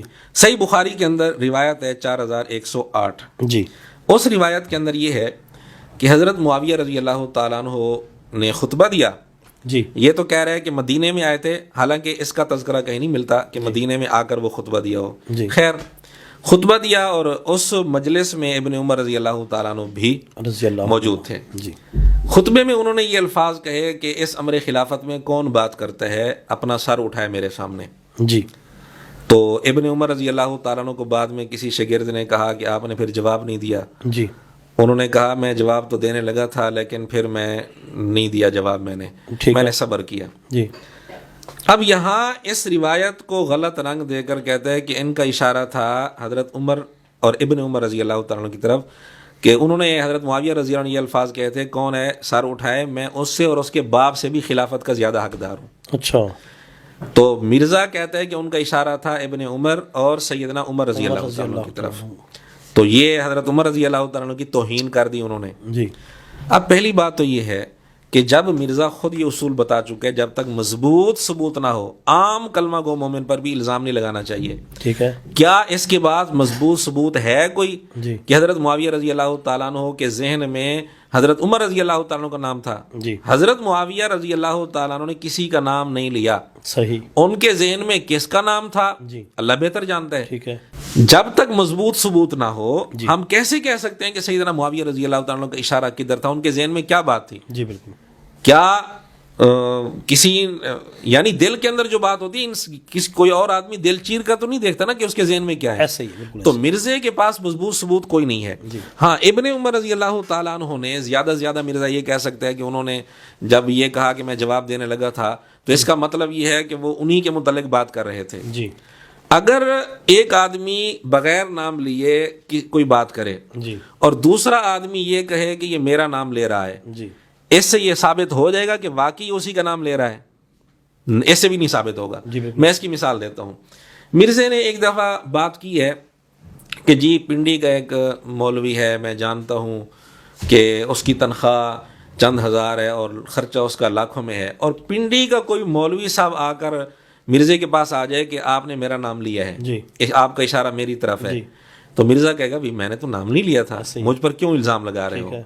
جب ایک عام آدمی دوسرے عام آدمی کو اس طرح نہیں کہہ سکتا، تو اس سے معلوم ہوا کسی کے کہہ دینے سے یا سمجھ لینے سے یہ ثابت نہیں ہوگا کہ اس نے واقعتاً اس کی مراد یہی تھی. ٹھیک ہے. صحیح بخاری کی شرح ہے فتح الباری، جی. جس کے متعلق مرزا کئی دفعہ کہہ چکے ہیں کہ دنیا کی سب سے بہترین شرح ہے. ٹھیک ہے. دنیا کی سب سے بہترین صحیح بخاری کی. جی. اسی فتح الباری میں ابن حجر رحمۃ اللہ علیہ لکھتے ہیں جی کہ احتمال تو کئی سارے ہیں. جی. ٹھیک ہے. کہ انہوں نے حضرت ابن عمر اور حضرت عمر کی طرف اشارہ کیا تھا یا حضرت علی رضی اللہ عنہ کی طرف اشارہ کیا تھا. جی. یہ احتمال ذکر کرتے ہوئے وہ کہتے ہیں حضرت عمر کی طرف اشارہ یہ لینا یہ بعید احتمال ہے. صحیح. کیوں؟ کیونکہ حضرت معاویہ رضی اللہ عنہ حضرت عمر رضی اللہ عنہ کی بہت زیادہ تعظیم کرتے تھے، بہت زیادہ. ایسے ہی. جب وہ بہت زیادہ تعظیم کرتے تھے تو یہ احتمال لینا بعید ہے. ٹھیک ہے. جس احتمال کو فتح الباری میں بعید لکھا ہے، جی، اس احتمال کی بنیاد پر اتنا بڑا الزام سیدنا معاویہ رضی اللہ عنہ پر لگا دینا، جی، بخاری کا نام لے کر، جی، ادھر پھر یہ اصول بتانا کہ جی جب تک مضبوط ثبوت نہ ہو کسی عام کلمہ گو مومن پر الزام نہیں لگانا چاہیے. جی، یہ منافقت نہیں ہے، دور کیا ہے؟ بالکل ایسے ہی، بالکل ایسے ہی.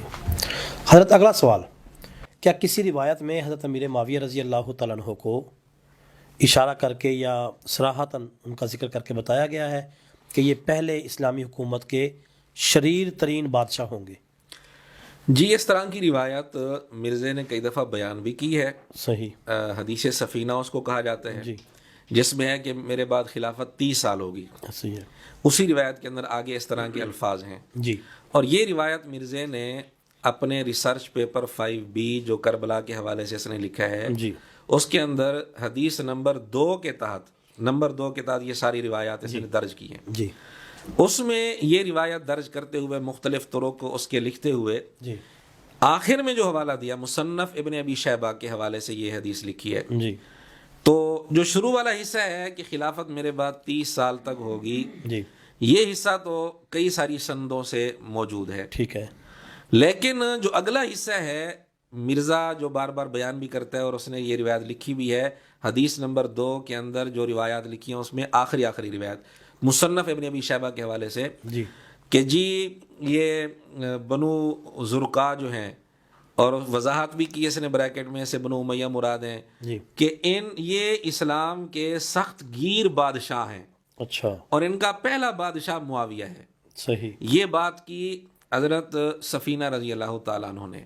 صحیح اب مرزے نے یہ روایت تو لکھ دی، ٹھیک ہے اور مزے کی بات یہ ساری روایات لکھ کر مرزے نے پیپر 5B میں جو حوالے لکھے ہیں جی ان میں ایک حوالہ لکھا ہے البانی کی کتاب ہے السلسلۃ الصحیحہ، صحیح اس کا حوالہ بھی لکھا ہے، صحیح اس میں حدیث نمبر بھی لکھا ہے۔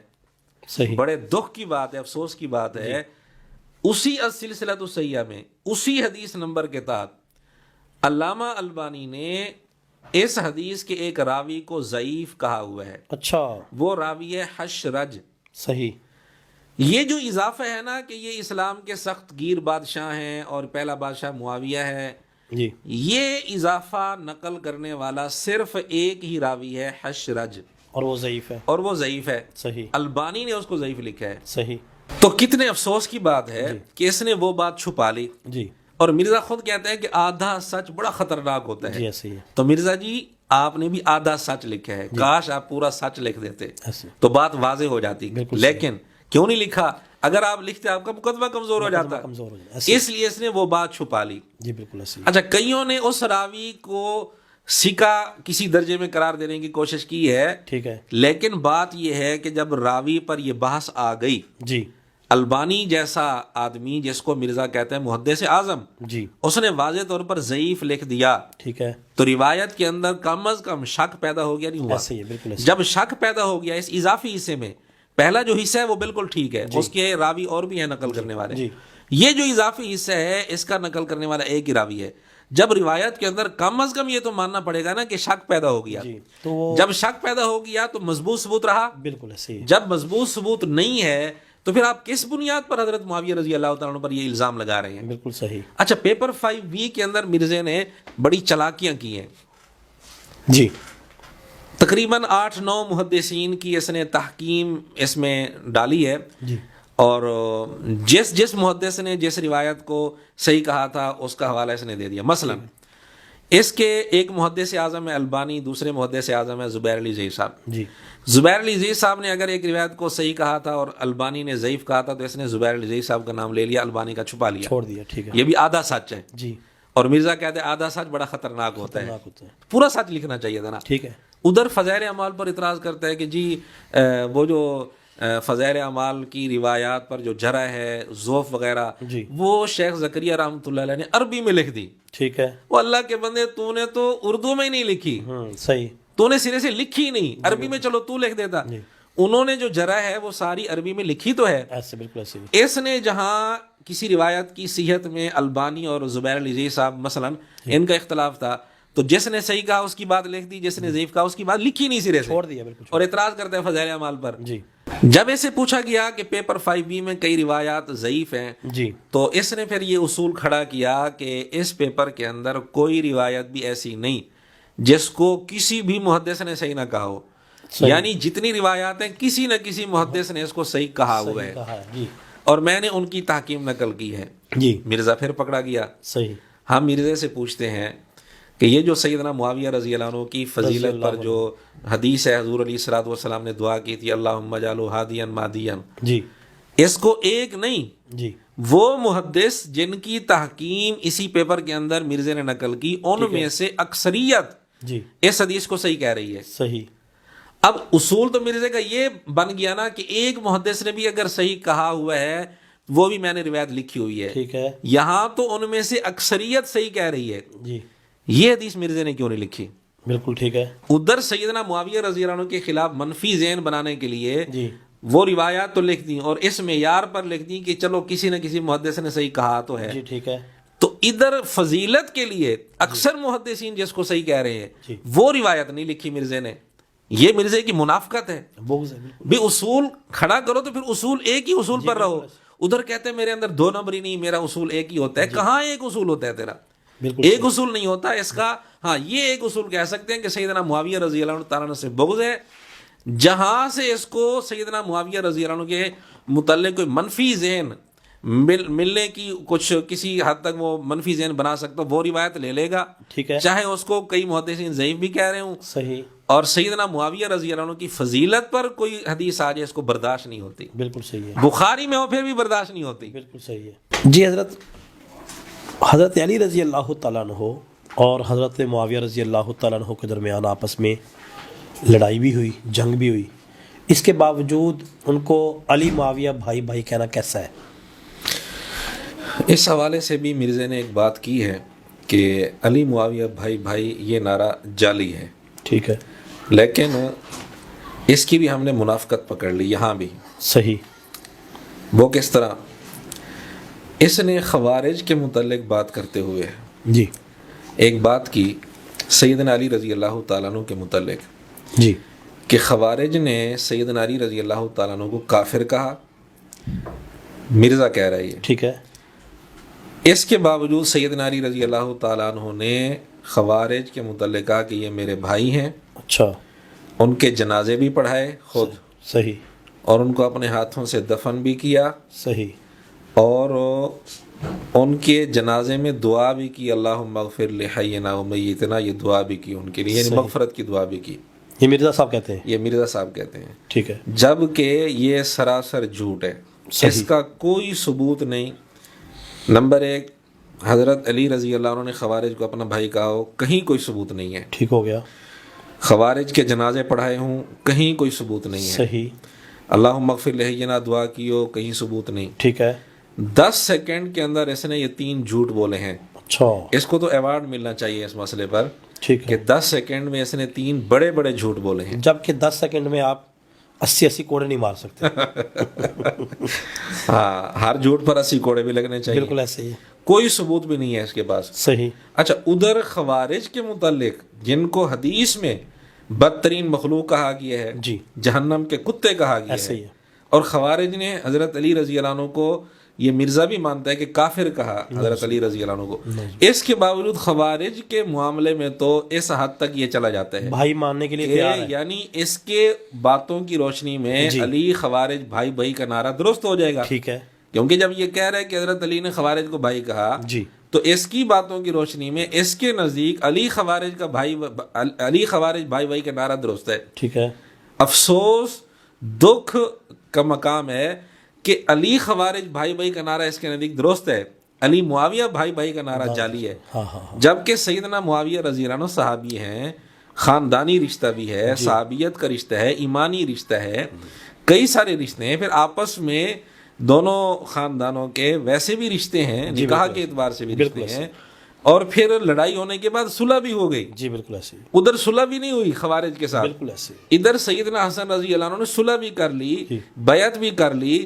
ان ساری چیزوں کے باوجود علی خوارج بھائی بھائی کا نعرہ اس کے نزدیک درست ہے, علی معاویہ بھائی بھائی کا نعرہ جعلی ہے. یہ منافقت نہیں ہے اور کیا ہے؟ بالکل صحیح, بالکل صحیح. اچھا مولانا, مرزا صاحب ایک اور بات بھی کرتے ہیں کہ جب حضرت امیر معاویہ کے متعلق بخاری اور مسلم میں روایتیں موجود ہیں تو میں کیوں نہ بیان کروں؟ ہاں بالکل, اس طرح کی باتیں مرزا نے کئی جگہ مختلف انداز سے کی ہیں. جی, کہ جی بخاری مسلم میں حدیثیں موجود ہیں, میں بیان کیوں نہ کروں. ٹھیک ہے. امام بخاری امام مسلم سے میں نے گن پوائنٹ پر حدیثیں لکھوائی تھی. صحیح. جب حضور علیہ السلام نے ان کو ڈسکس کیا تو میں کیوں ڈسکس نہ کروں. صحیح. کیا تم حضور علیہ السلام کی زبان بند کروانا چاہتے ہو؟ اور یہاں تک اس نے بات کی کہ حضرت معاویہ رضی اللہ عنہ قبر سے اٹھ کر آ جائیں. جی. حضرت عمر بن عاص, مغیرہ بن شعبہ رضی اللہ عنہ قبر سے اٹھ کے آ جائیں اور مجھے کہیں کہ یہ حدیث بیان نہ کرو 2812. جی. میں انہیں کہوں گا کہ حضرت میں نے آپ کا کلمہ نہیں پڑھا, میں نے کلمہ ان کا پڑھا جن کی قبر مدینے میں ہے, میں تو بیان کروں گا. جی. پھر یہ کہتا ہے کہ جب حدیثیں موجود ہیں جی تو میں کیوں بیان نہ کروں, کسی کے منہ کا لحاظ کرتے ہوئے میں خاموش ہو جاؤں, ان کو بیان نہ کروں, ایسا نہیں ہوگا. یہ ساری باتیں مختلف ویڈیوز میں مرزا نے کر رکھی ہیں. بلکہ اس نے یہاں تک بھی کہا ہے کہ اگر ہم اس دور میں ہوتے تو ہم تلوار اٹھاتے. جی, تلوار کیسے اٹھاتا؟ جو 23 سال سے مسجد میں نماز پڑھنے کے لیے نہیں جا رہا, یہ تلوار اٹھاتا. جی. یہ تلوار اٹھاتا، جب بیت اللہ کے سامنے اپنی بیوی کے سامنے یہ معاہدہ کر کے آ گیا کہ آئندہ کبھی حرمین نہیں آنا، یہ تلوار اٹھاتا۔ حضرت علی رضی اللہ تعالیٰ عنہ جب اس کو کہتے بھی ہاں بھی آ میدان میں، جی تو یہ کہتا کہ مجھے تو اسلحہ چلانا نہیں آتا، میں تو معذور ہوں۔ اب بھی کہتا ہے یہ ہم معذور ہیں جی، ہمیں اسلحہ نہیں چلانا آتا، ہم معذور ہیں۔ صحیح، تو اس وقت بھی اس نے یہی بات کرنی تھی جیسے اب کر رہا ہے۔ حضرت علی رضی اللہ تعالیٰ عنہ اس کو کہتے بھی تو مسجد میں چلو نماز کے لیے تو آ، جی تو یہ کہتا نہیں حضرت میری جان کو خطرہ ہے، میں نماز کے لیے نہیں آ سکتا۔ تو کرتوت اس نے یہ دکھانے تھے۔ جی خیر، اس نے جو بات کی کہ جی بخاری مسلم میں حدیثیں موجود ہیں، پہلی بات تو یہ ہے کہ اگر تو یہ صرف بخاری مسلم کی حدیثیں پیش کرتا صحیح، پھر تو چلو ہم اس کی بات کو کسی درجے میں لے لیتے، جبکہ اس سے پہلے کئی ساری مثالیں آ چکی ہیں کہ بخاری مسلم کے علاوہ اس نے جعلی من گھڑت روایتیں بیان کی ہیں صحیح، اور جھوٹ تک بولے ہیں۔ اس نے بالکل ایسی باتیں کی ہیں جن کا کسی کتابی دنیا کے اندر کوئی وجود ہی نہیں ملتا، بالکل کتابی دنیا میں کسی کتاب سے بھی۔ صحیح، تو بخاری مسلم کا نام پھر کس لحاظ سے لیتے ہیں؟ بالکل ٹھیک ہے، جہاں تک بات ہے جی بخاری مسلم میں، بخاری مسلم کی جو روایتیں بیان کرتے ہیں ان کو بھی غلط رنگ دیتے ہیں۔ صحیح، جیسے آپ کے سامنے بات آئی تھی حضرت زبیر رضی اللہ تعالیٰ عنہ پر حضرت معاویہ رضی اللہ عنہ پر الزام لگایا کہ بیت المال سے، حالانکہ بخاری میں اس طرح کی چیز تھی نہیں، بالکل ٹھیک ہے، لیکن نام تو بخاری کا لیا جی لیکن الزام لگا دیا۔ تو بخاری مسلم کی روایتوں کو بھی جب پیش کرتے ہیں تو غلط رنگ دے کر پیش کرتے ہیں۔ ٹھیک ہے، اچھا، پھر اس کی منافقت اور زیادہ کھل جاتی ہے، واضح ہو جاتی ہے جناب ابو طالب کے مسئلے پر۔ جی ادھر تو اس کا یہ انداز ہے، ٹھیک ہے، لیکن جب اس سے جو اس کا اب کا موقف ہے میں وہ بتا رہا ہوں۔ جی کئی ویڈیوز میں اس سے پوچھا گیا جناب ابو طالب کے بارے میں، جی کہتا جی دونوں طرح کی روایتیں موجود ہیں، بس ہمیں خاموشی اختیار کرنی چاہیے۔ صحیح، اور چونکہ حضور علیہ الصلوۃ والسلام کے ساتھ ان کی نسبت تھی، تو جب کہ بخاری میں بھی 10 حدیثیں ہیں، مسلم میں بھی 10 حدیثیں ہیں صحیح، جن سے جناب ابو طالب کا ایمان نہ لانا ثابت ہوتا ہے، جو ایمان نہیں لاتے، اچھا، جہنم کے اندر ان کا ہونا اور عذاب کا ہونا، ایمان نہ لانا، یہ ساری چیزیں نام لے کر اچھا، بیان کی گئی ہیں بخاری مسلم میں۔ صحیح، تو ہم اب مرزے سے پوچھتے ہیں کہ مرزا جی جو آپ نے رویہ جی حضرت معاویہ رضی اللہ عنہ کے متعلق رکھا تھا، اب وہی طرز یہاں رکھو۔ کہ بخاری میں اور اب مسلم آپ جناب ابو طالب کے مسئلے پر بھی یہی کہو کہ جب بخاری مسلم کی حدیثیں موجود ہیں میں کیوں بیان میں نہ کیوں کروں، بیان نہ کروں؟ اور انٹرنیشنل نمبرنگ کے ساتھ بیان کرو۔ ہاں، مرزے نے جس طرح 2812 کا شور مچایا، جی جناب ابو طالب کے متعلق بخاری میں 10 حدیثیں ہیں عدم ایمان پر اور صحیح، جہنم میں جانے پر، صحیح، وہ انٹرنیشنل نمبرنگ کے ساتھ کرے نا بیان، یا وہ وہ 10 کے 10 نمبر بتا کر، انٹرنیشنل نمبرنگ بتا کر وہ حدیثیں بیان کرے جس جوش اور جس جذبے کے ساتھ یہ دوسری حدیثیں بیان کرتے ہیں، صحیح، لیکن کبھی بھی یہ بیان نہیں کرے گا۔ ایسے ہی ہے۔ اچھا، ہم اب یہ کہتے ہیں کہ جی جب بخاری مسلم میں حدیثیں ہم کیوں بیان نہ کریں، تو جناب ابو طالب کے متعلق جو حدیثیں ہیں وہاں بھی مرزے کو یہ کہنا چاہیے تھا نا کہ بخاری مسلم میں حدیثیں میں کیوں بیان نہ کروں، بالکل ٹھیک ہے، میں کسی کا لحاظ کرتے ہوئے کیوں خاموش ہو جاؤں؟ نہیں، یہاں لحاظ ہوگا اس کو، اپنے ابوں کا لحاظ ہوگا اس کو، اس لیے یہاں بیان نہیں کرے گا۔ جی بالکل ایسے ہی، اچھا، وہاں کہہ رہا تھا کہ حضرت معاویہ، حضرت مغیرہ، حضرت عمر بن عاص قبر سے اٹھ کر آ جائیں، جی تو کبھی اس نے یہاں کہا کہ نعوذ باللہ جناب ابو طالب قبر سے اٹھ کے آ جائیں، نعوذ باللہ حضرت علی رضی اللہ عنہ قبر سے اٹھ کے آ جائیں کہ یہ حدیث بخاری والی جو ہیں وہ بیان نہ کرو، میں ان کو کہوں گا نہیں جی کلمہ میں نے آپ کا تو نہیں پڑھا، یہ بات یہاں اس طرح نہیں کر سکتا کیونکہ اس کے ابے ناراض ہو جائیں گے۔ ایسے ہی ہے، ٹھیک ہے۔ تو جو انداز، جو طرز سیدنا معاویہ رضی اللہ عنہ کے بارے میں تھا، یہاں آ کر اس کو کیا کون سا سانپ سونگ جاتا ہے، یہاں کہتے ہیں خاموشی اختیار کرو۔ جب ہم حضرت معاویہ رضی اللہ عنہ کے متعلق کہتے ہیں کہ وہاں خاموشی اختیار کرو، کہتے ہیں کیوں خاموشی اختیار کروں؟ جب حضور نے ڈسکس کیا ہے میں کیوں بیان نہ کروں؟ حضور کی زبان بند کروانا چاہتے ہو بھی؟ جب جناب ابو طالب کے بارے میں جب تو خود کہہ رہے خاموشی اختیار کرو، تو کیا اس کا یہی مطلب ہے کہ حضور علیہ السلام کی زبان بند کرنا چاہتے ہیں؟ جب حضور کہتے ہیں کہ جی احسانات ہیں ان کے، کیا حضور علیہ السلام کو ان احسانات کا پتہ نہیں تھا؟ ان احسانات کا پتہ ہونے کے باوجود جب حضور علیہ السلام نے وہ چیزیں ڈسکس کی ہیں تو پھر تو کیوں ڈسکس نہیں کرتا؟ بالکل ایسے ہی، وجہ یہ ہے کہ ان کی نسبت تھی حضور علیہ السلام کے ساتھ، ہم بھی یہی کہتے ہیں ایسے ہی ہے، بلا ضرورت ان کو نہیں اچھالنا چاہیے۔ جی بالکل ایسے ہی، ہم تو اس نسبت کا وہاں بھی لحاظ رکھتے ہیں، یہاں بھی لحاظ رکھتے ہیں۔ جناب ابو طالب اگرچہ ایمان نہیں لائے تھے، صحیح حدیثیں موجود ہیں، لیکن اس کے باوجود ہم کہتے ہیں کہ عام عوام الناس کے سامنے بلا وجہ اس کو اچھالنا نہیں چاہیے۔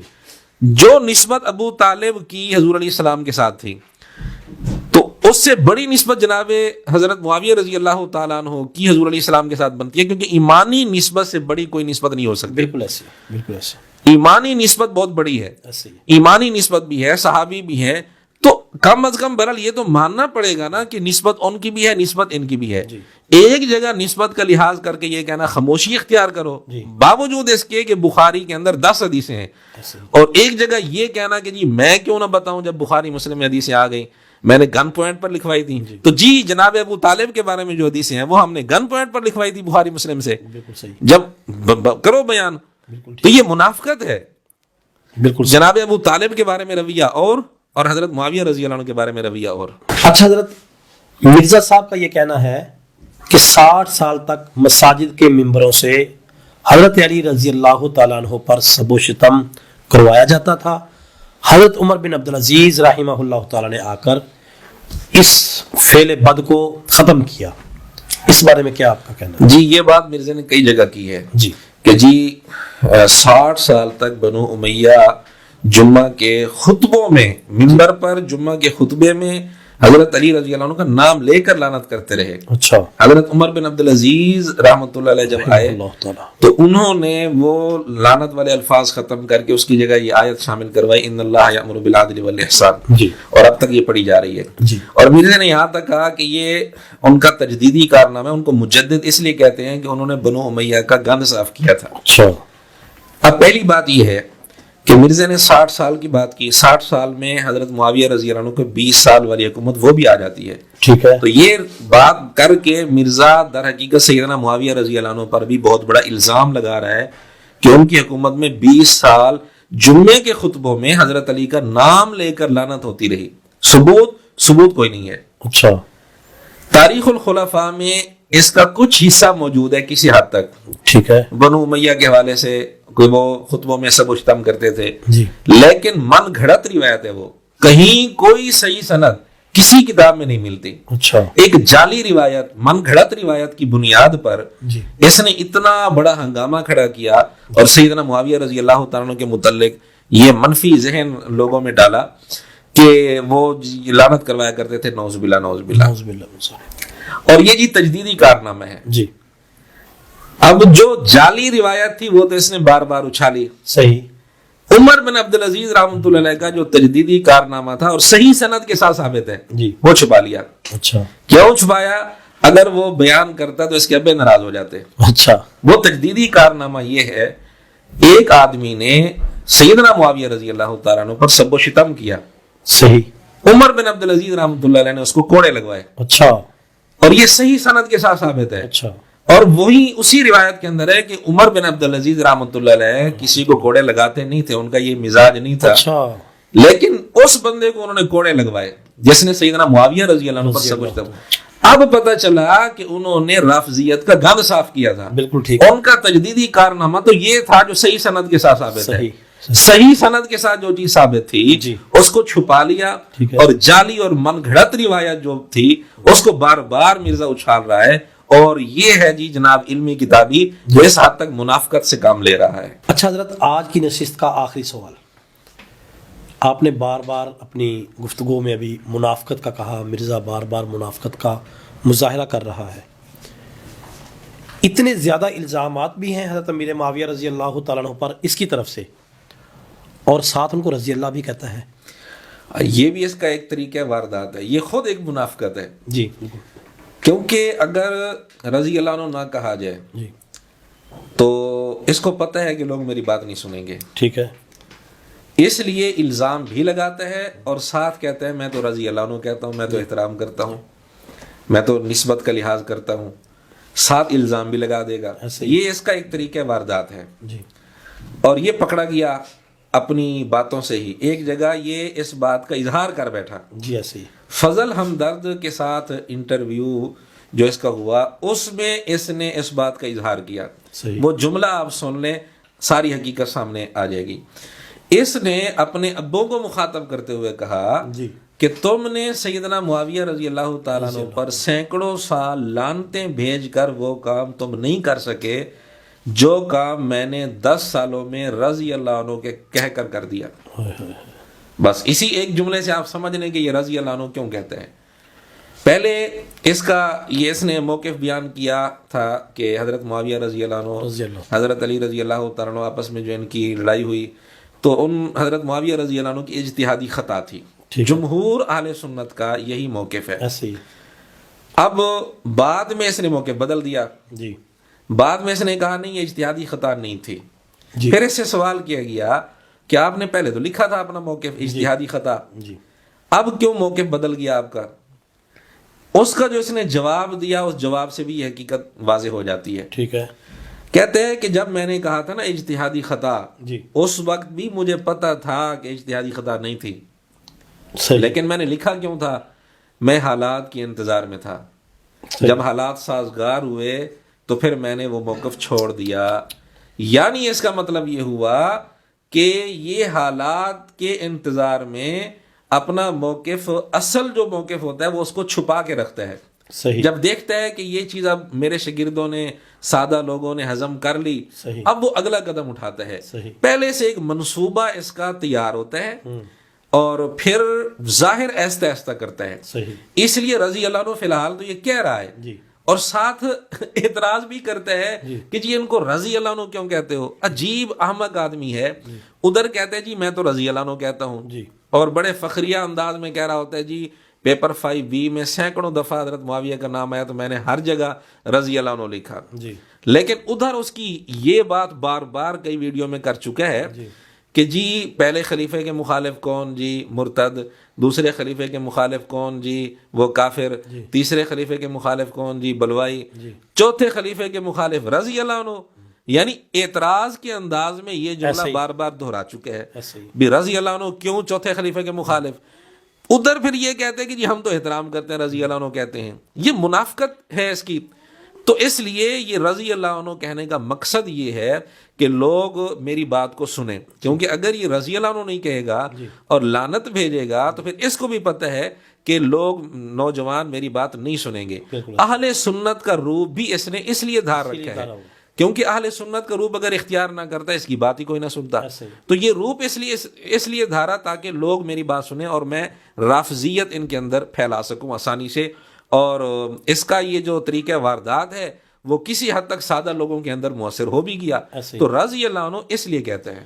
بلکہ میں نے تو ایک اس کا کلپ دیکھا تھا, اس میں تو کسی نے سوال پوچھا تھا جی آپ ان کے اوپر الزامات بھی لگاتے ہیں اور رضی اللہ بھی کہتے ہیں, تو اس کی کیا وجہ؟ کہتا ہے کئی دفعہ جواب دے چکا ہوں, پتھر رکھ کے کہتا ہوں. جی بالکل, یہ بات بھی ایسے نہیں کی ہے, دل پر پتھر رکھ کے کہتا ہوں. پتھر رکھے ادھر کہتے ہیں میں احترام کرتا ہوں. جی بالکل ایسے. بھئی جب احترام ہوتا ہے تو وہاں دل پر پتھر تو نہیں ہوتا. بالکل ایسے, بالکل ایسے. پھر کہتے ہیں احترام کرتا ہوں, ادھر کہتے ہیں دل پر پتھر رکھ کے کہتا ہوں.